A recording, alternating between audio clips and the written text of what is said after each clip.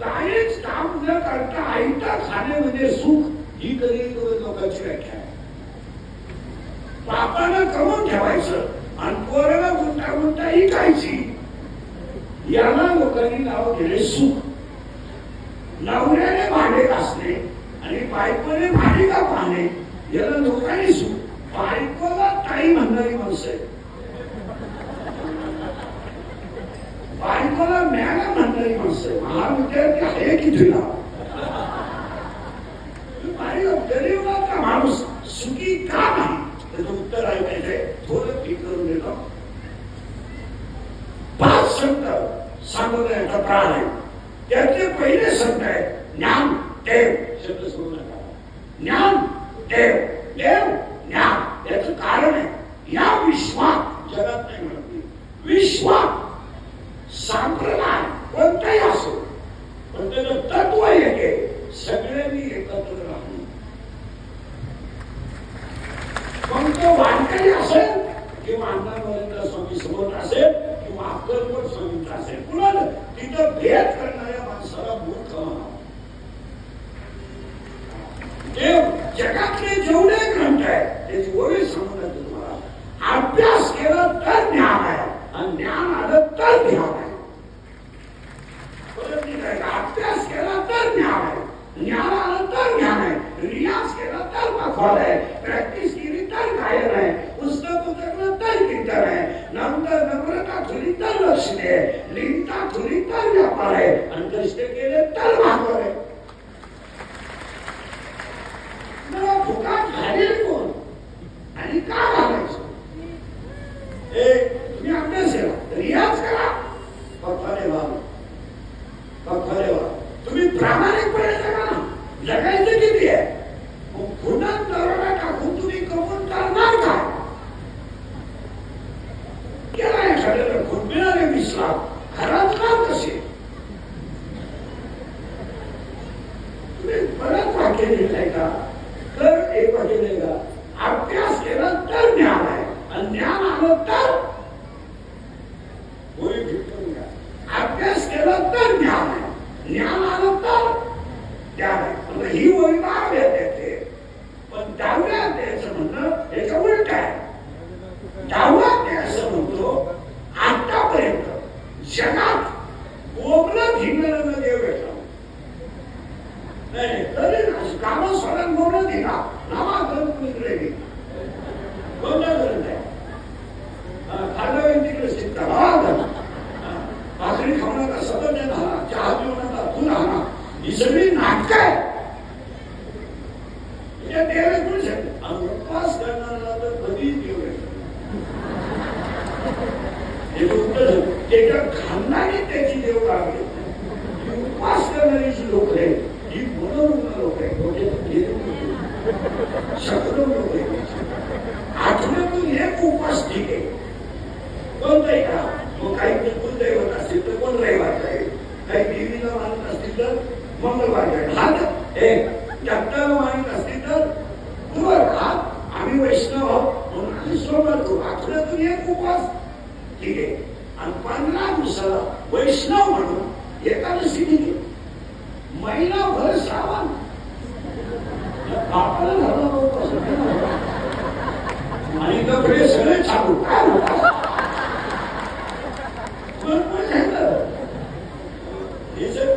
कोणत्या ग्रंथाने कोणत्या प्रत्येक ओव्या भेटून केला या जगात म्हटलं का हा म्हणायचं कर्म हाच देव प्रामाणिकपणे वाचवा देव आहे. गायन इनामदारीने करा देव आहे. कीर्तन मनापासून करा देव आहे. नोकरी इनामदारीने करा, पगाराला हक्कच लागेल नाही. नुसते येते 20 खान येते, 30 खान येते, 40 खान येता केवळ ठरून घेते, त्या जेवता ठरून घे, लागलं सुद्धा 3 नंबर जेवण तुझे आणून घे, 4 तुला घे, 2 आणून घे. कोण शकतो? आणि ही मी पोरं पहिला करून खाणार मी घरची आणि विचार सगळी गार्डन पाहता तुम्ही नगरपालिकेच्या गार्डनमध्ये सगळ्या अशी गेले कुठून चौका घेतो, मग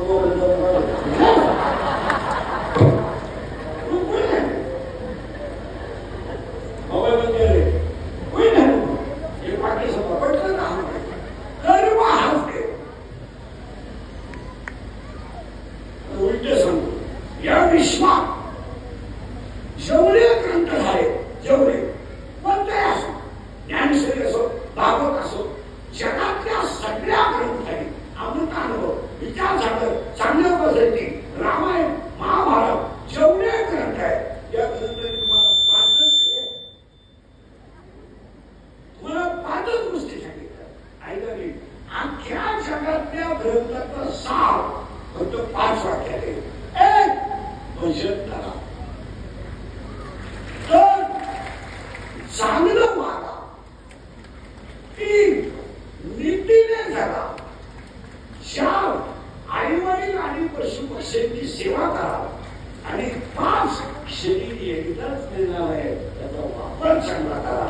याच्या शब्दाला ग्रंथात सांगितलं काय? तू रामायण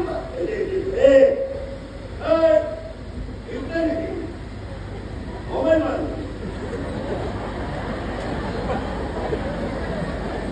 भाई बोलले शांत बसायचं.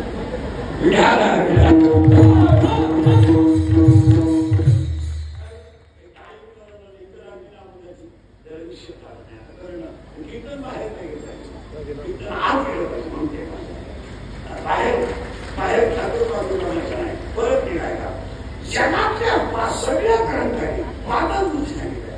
तुम्ही आता रामायण वाक्य, आता रामायण काय ऐकलं? प्रभू रामचंद्र जर सावत्र ऐकून आणि वडिलांची इच्छा म्हणून नसताना सुद्धा वनात जात असतील तर आपल्या सख्या आईला आपल्याला भाकरी करायला हरकत काय? हेच रामायण सांगतं. रामायण म्हणजे आई बाबा वस्तू देऊन सासरवाडीला आणलाय आणि मग शिंदी लावून का थाळी असं लागलं. रामायण काय सांगते? आईला देवा, बापाला देवा, आणि भाऊच राहील असेल तर भारतासारखा. काय सांगते बाबा? काय सांगते तुम्हाला? राजा परिस्थितीला जर 7 दिवसात मोक्ष मिळत असेल भागवत ऐकून, तर निदान 70व्या वर्षी आपलं बसायला पाठ असावा.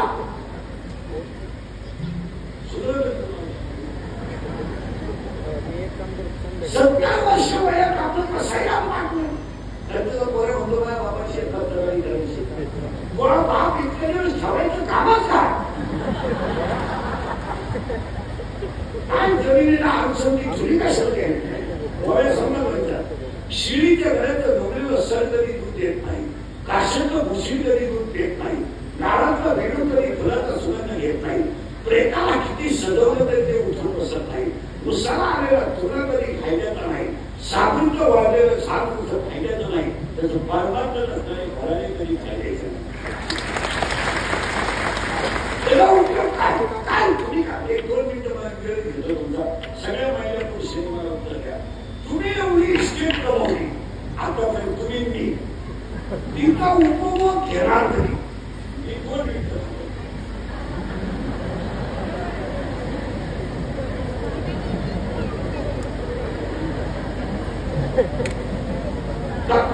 साहेब या प्रत्येक साडीला 9 कलरचे ब्लाउज आहेत.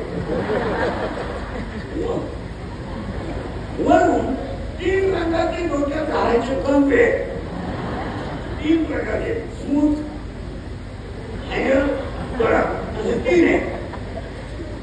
अर्ध्या किलोमीटरवर 2 ब्युटी पार्लर आहे. ब्युटी पार्लर मध्ये 3 गोष्टी आहेत, ड्रेसिंग आहे, मिक्सिंग आहे आणि सिनेमिक्सिंग. 3 बाहेर आहे. पहिलं ड्रेसिंग. बसलेली माणसं मला सांगा, तुम्ही गाडी घेतली, बांधला बांधला, बोलणार कधी इस्टेट? शुगर नाही, बीपी नाही, हे सारखं येऊन द्यावा. स्प्रिंग तर घालेल आहे, झोपायचं गोळ्या गोळ्या सारखं घेते, पालतं व्हायची, उद्याला व्हायची, दोन मिनिटायची, पुन्हा जेवताना 3 गोळ्या खाली बसणारे झाल्यावर तुम्ही बांधलेल्या बंगल्यात झोपणार का? शरीर सुंदर आहे तोपर्यंत जीवनात आनंद आहे. एकदा शरीर थकलं ना, या जगातून तुम्ही संपले तर लोकांना काय लोक तुम्हाला वापरून घ्यायला सोडून द्याला. लोकांना काय केलं काय? अरे हे माझं मशीन चाललंय म्हणून लोक काय करायचं? तुझ्या माझ्या मंदिरात हात पडले, लोकांना काय घ्यायचं? लोक म्हणतात हवा द्यायला लागली, फटफट लागलं, काय लोकांना घेणं काय होतं? एक वाक्य सांगा, इंग्रजीची वाक्य आहे, अंगातली ताकद, अंगातली ताकद आणि खिशातला पैसा संपला की तुम्ही जगातून संपला.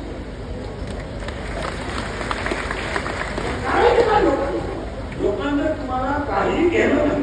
आणि हा इतिहास 350 वर्षापूर्वी पाया पडून तुकाराम यांनी जगाला सांगितलं. अरे जेव्हा शरीर ढकेल कळो येईल अंतकाळी.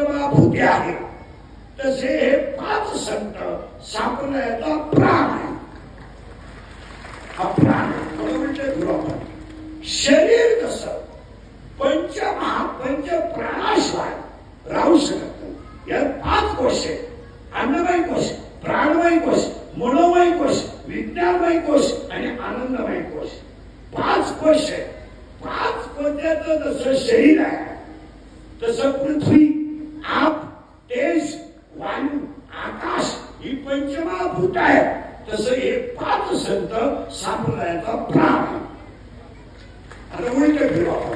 शरीर जसं पंचकोशाशिवाय नाही, पृथ्वी जशी पंचमहाभूताशिवाय नाही, तसं कलियुगातला माणूस किती मोठा झाला तर संतांच्या विचाराशिवाय सुखी होऊ शकत. 100% लोकांनी सुखाच्या व्याख्या चुकीच्या केल्या.